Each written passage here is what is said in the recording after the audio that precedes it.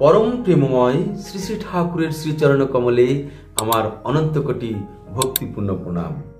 परम पूज्यपाद श्री श्री आचार्यदेवेर श्रीचरण कमले आमार अनंत कोटी भक्तिपूर्ण प्रणाम। आज आमार এই ভিডিওটি যে সকল দাদা ও মায়েরা দেখছেন শুনছেন এবং আমার সঙ্গে যুক্ত হয়েছেন সকল দাদা ও মায়েদেরকে আমার যথাস্থানে প্রেম প্রীতি ভালোবাসা ভক্তি শ্রদ্ধাপূর্ণ রানন্দিত জয় বলি। আশা করি সকলেই ভালো আছেন আর ভালো থাকাটাই শ্রী ঠাকুরের চরণে আমি প্রার্থনা জানাই।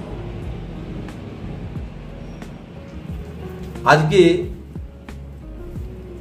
আবার একটি ভিডিও তৈরি করছি যেটা স্বাস্থ্য ও সদাচার সূত্রকে অবলম্বন করে এর আগেও 4টি ভিডিও করেছি যেটা আপনারা শুনেছেন, 3টে ভিডিও করেছি আপনারা শুনেছেন। আপনাদের সকলকে আমার অন্তরের ধন্যবাদ কৃতজ্ঞতা জ্ঞাপন করি এবং আপনারা যে শুনেছেন শুনে যে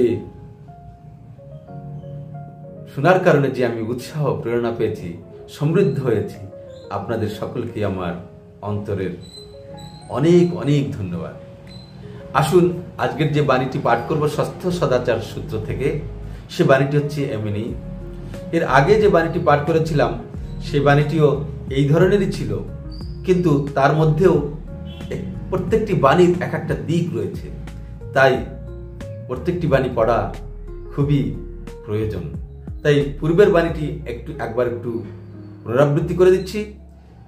যদি কেউ না শুনে থাকেন সেই আলোচনাটি আজকে এর শুনে নেবেন আর আজকের বাণীটি কি সেটাও শুনবেন। আজকের বাণীতে আমরা জানব যে আমাদের অস্বস্তি এবং অপকর্ষ কিভাবে আসে আমাদের মধ্যে, অস্বস্তি ভাব, অশান্তি, অস্থিরতা কেমন করে আসে, কেন আসে, সে বিষয়ে শ্রী ঠাকুর কি বলেছেন। যে কোনো চিন্তা বা চলন যখনই শরীর বিধানকে বিকৃত করে তোলে অস্বাভাবিক সংঘাতে, ব্যাধি আসে ওই পথে আর ব্যতিক্রমী তার বাহন। এই বাণীটি যখন পাঠ করেছিলাম তার টপিক ছিল রোগ ব্যাধির বাহক, তাই এই ভিডিওটি আপনারা দেখে নিতে পারেন। আজকের বাণীটি হচ্ছে যে কোনো ভাবই হোক না কেন যা ধাক্কা দিয়ে মানসিক বিকার সৃষ্টি করে মস্তিষ্কে তার এমনতর একটা সমাবেশ নিয়ে আসে যার ফলে বৈধানিক বা চারিত্রিক ব্যাহতি এনে দেয়, তা অস্বস্তি বা অপকর্ষ প্রসব করে প্রায়শ। বাণী সংখ্যা 5। এই দেখুন আগের দিনে যে বাণীটি ছিল সেখানে ছিল যে কোনো চিন্তা বা চলন যখনই শরীর বিধানকে বিকৃত করে তোলে, আর আজকের বাণীর প্রথম লাইনে রয়েছে যে কোনো ভাবই হোক না কেন যা ধাক্কা দিয়ে মানসিক বিকার সৃষ্টি করে। এবার বাণীর আলোচনার দিকে যাই। আগের বাণীটিতে ছিল যে কোনো চিন্তা চলন, আর আজকের বাণীটিতে কি রয়েছে যে কোনো ভাব। এই চিন্তা চলন ও ভাব এর মধ্যে পার্থক্য তো আছেই। চিন্তা আমরা করি, জায়গায় বসেই চিন্তা করি, কিন্তু ভাবটা আমাদের জাগ্রত হয় কিভাবে? চিন্তা হলো চলনের দ্বারা। চিন্তা ও চলনের দ্বারা আমাদের ভিতরে ভাবের সৃষ্টি হয়। তাই ওই বাণীটির পরে এই বাণীটি আমার মনে হয় এমনটি। তাই বলছেন যে কোনো ভাবই হোক না কেন যা ধাক্কা দিয়ে মানসিক বিকার সৃষ্টি করে। আগের বাণীতে ছিল শরীর বিধানকে বিকৃত করে তোলে, মানে শরীর চর্চায় আমরা বিভিন্ন রকমের কুকর্মে জড়িত হয়ে পড়ি শরীরের চর্চার ক্ষেত্রে, সেটিকে শরীর বিধানের বিকৃত বলছেন। আর এখানে কি বলছে? মানসিক বিকার সৃষ্টি করে, মস্তিষ্ক তার এমনতর একটা সমাবেশ নিয়ে আসে। অর্থাৎ এই কর্ম চিন্তা চলনের দ্বারা আমাদের মধ্যে যে ভাব আসে সেই ভাবের দ্বারা আমাদের মস্তিষ্কে একটা আঘাত প্রাপ্ত হয়, মস্তিষ্কে ধাক্কা লাগে। যেমন আমরা আমাদের মায়ের সামনে থাকি, বোনের সামনে থাকি এবং আরো ঘনিষ্ঠ মায়েদের সামনে যখন থাকি, মাকে দেখে আমার মধ্যে মাতৃভাবই জাগ্রত হয়, বোনকে দেখে ভগ্নীভাবী ভ্রাতৃত্বের ভাব জাগ্রত হয়। কিন্তু অন্য স্ত্রী বা অন্য মেয়েদেরকে দেখলে, যদি কোনো সুন্দরী মেয়ে আমাদের সামনে থেকে যায়, তার শারীরিক গঠন দেখে আমাদের মধ্যে ভাবের সৃষ্টি হয়। যদি কারো কোনো ভাব দেখে আমাদের ভিতরে কামনার ভাব জাগ্রত হয় কিংবা ভোগবিলাসের ভাব জাগ্রত হয়, কারো হয়তো দেখলাম কারো গলায় সোনার চেন, কেউ হয়তো সুন্দর একটা গাড়ি নিয়ে যাচ্ছে, এই বিভিন্ন রকম জিনিস দেখে আমাদের মধ্যে ভাবের সৃষ্টি হয়। আর এই ভাব কি করে? এই ভাব যদি বিকৃত হয়, তাহলে বিকৃতভাবে আমাদের মস্তিষ্কে একটা ধাক্কা সৃষ্টি করে। এই ধাক্কার কারণে আমরা কখনো দুর্বল হয়ে পড়ি, কখনো উত্তেজিত হয়ে পড়ি, কখনো বা লোভী হয়ে পড়ি, কখনো বা সম্মোহিত হয়ে কারো পিছনে দৌড়াতে থাকি। এমনিভাবে বিভিন্ন প্রকার ধাক্কা খেয়ে আমাদের মানসিক বিকার সৃষ্টি হয়। মানসিক বিকার সৃষ্টি করে তারপর কি করে? এইভাবে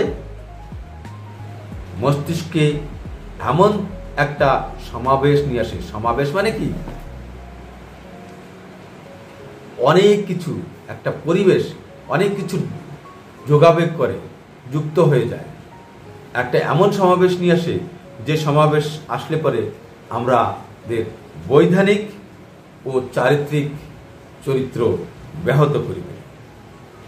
বৈধানিক ও চারিত্রিক ব্যাহত হয়, অর্থাৎ আমাদের শারীরিক এবং চারিত্রিক মনোজগৎ এবং শারীরিক জগৎ দুটোই, আমাদের চলন চরিত্র দুটোই কি হয়? যে চরিত্রে চলার কথা তার থেকে বিচ্যুত হয়ে ওঠে, ব্যাহত হয়ে ওঠে।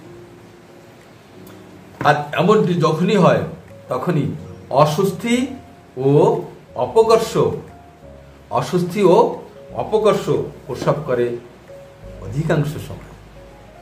তাহলে অস্বস্তিটা কি? আর এইভাবে যখন আমাদের মধ্যে সৃষ্টি হয়, তখন আমরা অস্থির, বিরক্তিকর